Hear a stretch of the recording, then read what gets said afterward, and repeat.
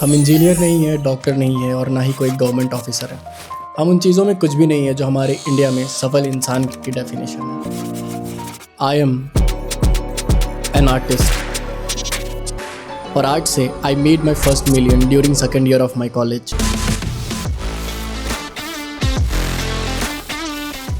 यह स्टोरी सुनना ज़रूरी है, स्पेशली अगर तुम्हें भी किसी भीड़ चाल का हिस्सा नहीं बनना है।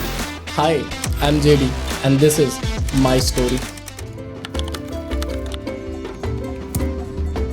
हम आते हैं झारखंड के एक छोटे से गांव बिच्चा से।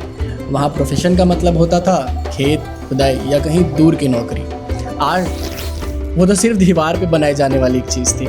हमारे पापा एक आम किसान, लेकिन उनके सपने आम नहीं थे।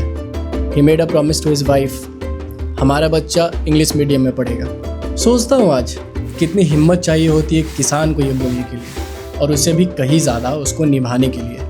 शहर आए, स्कूल बदला, आंगनबाड़ी से सीधा अग्रेशन, फिर डीएवी और ज़िंदगी जैसे बदलनी शुरू हुई।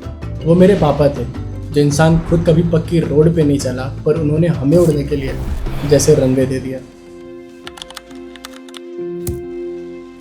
बचपन से एक चीज़ फील होती थी, दुनिया ना एक सिस्टमैटिक रेस है और स्कूल एक फैक्ट्री। जो थोड़ा सा अलग था उसको देखने का नज़रिया एकदम अलग था। कोई स्पोर्ट्स में शाइन कर रहा था, कोई डांस में, कोई गा रहा था, कोई ड्राइंग में अलग ही था।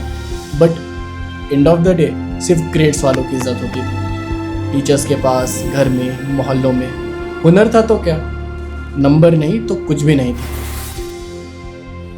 एक दिन टीचर ने पूछा, बोलो क्या बनना है तुम्हें? बारी बारी से सबने बोला डॉक्टर, आईआईटीएन, इंजीनियर, तो कोई बोला पुलिस। मेरी बारी आई, मैंने बोला सर आर्टिस्ट।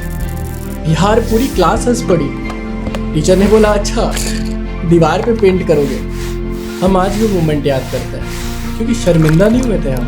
हाँ अजीब लगा, सब हंस रहे थे, पर हम अंदर से सोच रहे थे कुछ तो है हम में जो इनको नहीं दिख रहा है शायद।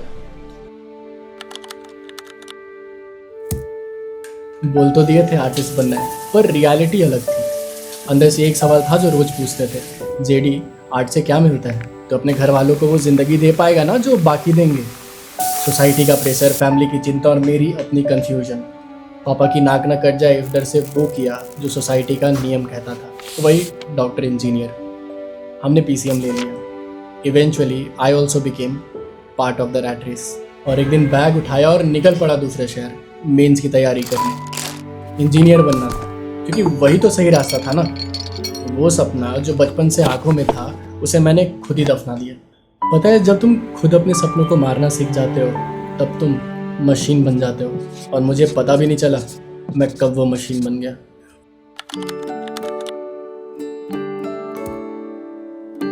वो कहते हैं ना, लोग मिलते नहीं भेजे जाते हैं। वाइजग में एक दोस्त मिली, बिल्कुल अनएक्सपेक्टेड, ऐसी दोस्ती जो कभी सोचा नहीं था। इसलिए इस चैप्टर का नाम दिया कॉल ऑफ डेस्टिनी। एक दिन वो बात कर रही थी, उसके मामा बालिका वधू में फैशन डिज़ाइनर है, सैलरी 1 लाख से ज़्यादा। एक सेंटेंस, बस एक सेंटेंस, और अंदर से कुछ हिल गया। वो सपना जो कहीं दफन हो चुका था वो मिट्टी फोड़ के बाहर आ गया। हमने पढ़ना शुरू किया, निफ्ट, एनआईडी, यूसीड, रोज़ घंटों स्कोप ढूंढे। आर्ट के अलग अलग फील्ड्स, डिज़ाइन, एनिमेशन, फैशन। वो दुनिया जो मुझे बचपन से बुलाती थी वो असली थी और काफ़ी ज़्यादा बड़ी थी, बट देर हो गई थी। अगले दिन मेंस था। सेंटर के गेट पे खड़े थे, हाथ में एडमिट कार्ड। अंदर जाते तो इंजीनियर बनते और बाहर जाते तो पता नहीं क्या होता। तो हमने एक लंबी सांस ली और हम पलट के चले आए।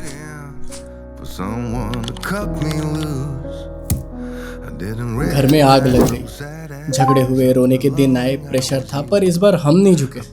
निफ्ट दिया, एनआईडी दिया, यूसीड दिया, रिजल्ट आया ऑल इंडिया रैंक 20 इन निफ्ट, ऑल इंडिया रैंक 30 इन एनआईडी। यार वो मोमेंट पूरी ज़िंदगी की सबसे बड़ी जीत थी। उस टीचर को, उस क्लास को, अपने आप को जैसे प्रूफ कर दिया था। और तब लाइफ ने फिर से एक थप्पड़ मारा। पापा ने मना कर दिया। समाज से लड़के थोड़ा भी हिम्मत दिखाए तो फीस अफोर्ड नहीं हो सकती थी। नेशनल डिज़ाइन इंस्टीट्यूट्स हम नहीं जा सकते। रोया, हाँ खूब रोया, पर इस बार रोने के बाद भी एक चीज़ बाकी थी अंदर, जिद। वो नहीं गई थी। हमारे पापा बोलते थे, पता है ये ज़िंदगी ना धुंध की तरह है, अगर तुम्हें लाइफ में दूर तक ना दिखे तो बस आगे चलते जाना, रास्ता खुद का खुद दिखता जाएगा। Out of nowhere I met one of my senior and उन्होंने जेवियर्स रांची के बारे में बताया। हमने बिना सोचे एडमिशन ले लिया। Course 3D animation and interior design. College perfect नहीं था, कॉन्स थे बहुत सारे, पर एक चीज़ थी वहाँ, टीचर्स ऐसे जो रात के 2 बजे भी डाउट सॉल्व करते थे। हम वहाँ से इंटरनेशनल आर्टिस्ट को फॉलो अप करने लगे, कोर्सेज किए, रिसोर्सेज ढूंढे, घंटों तक प्रैक्टिस की, 18 घंटे रोज़, कभी कभी ज़्यादा ही। लोग पूछते थे इतना कैसे कर लेते हो। सच बोलता हूँ, हमें खुद ही नहीं पता चलता था वक्त का। ये तभी होता है शायद जब आपका काम खेल लगने लगता है। 1 साल में वो स्किल पकड़ लिए जो लोगों को सालों लगते हैं। एक जर्मन प्राइवेट कंपनी में पहली जॉब मिली, वहाँ भी सीखता रहा, फ्रीलांस भी करता रहा, ट्रेडिशनल, डिजिटल, 2D, 3D सब। And that's how in second year of my college I made my first million. पापा को रिटायर किया, एक अच्छा वर्क स्टेशन लिया, परिवार की कमान संभाली, और वो आदमी जो खेतों में सपने बोता था, उनके चेहरे पे जो स्माइल थी, जो उन्होंने हक किया, वो लाइफ की सबसे बड़ी कमाई थी। अगर तुम यहाँ तक आए हो तो आई एम श्योर तुम भी भेड़ चाल से भाग रहे हो। Honestly I was one of you. छोटे शहर, सीमित रिसोर्सेज, बड़े सपने और एक डरता हुआ दिल। तो ये हम तुमसे एक भाई की तरह बोल रहे हैं। किसी भी फील्ड में जाना मुश्किल नहीं है, फील्ड के अंदर जाने के बाद असली काम शुरू होता है। और अगर उस काम में तुम्हारा दिल है तो वो काम नहीं खेल लगता है। लोग 8 घंटे करते हैं, हम 18 घंटे करते हैं, पर उनका दिन उनको थका देता है और मेरा और भूख बढ़ा देता है। यही फर्क है पैशन और प्रोफेशन में। तो ट्रस्ट मी, दिल की सुनो सीरियसली एक बार। ये चैनल इसीलिए है, आर्ट, डिज़ाइन, एनिमेशन और वो सब जो स्कूल ने कभी सीरियस नहीं लिया, हम सीरियस लेते हैं क्योंकि हम वहाँ से आए हैं। कमेंट में बताओ तुम्हारा वो एक सपना जो तुमने खुद से छुपाया है। आई एम JD और ये तो सिर्फ शुरुआत है।